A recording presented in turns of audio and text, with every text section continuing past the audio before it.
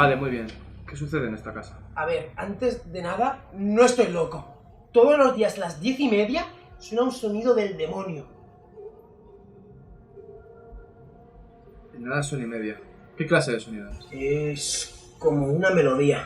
¿Qué tipo de melodía? Es como...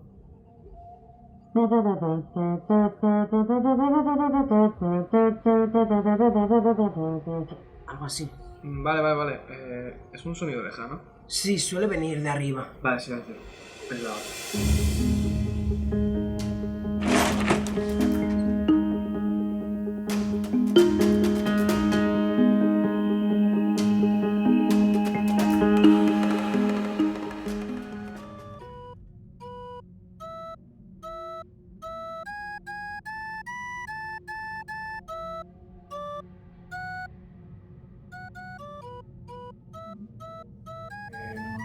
¿Has pensado que puede que sea el hijo de tu vecino?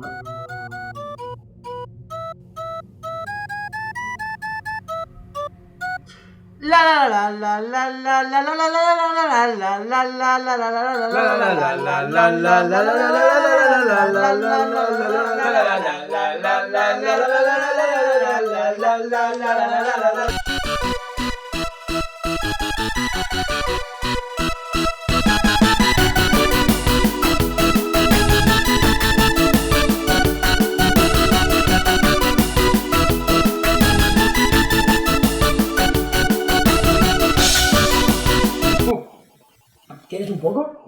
No, gracias. Vengo servido de casa. Hostia, buena, ¿eh?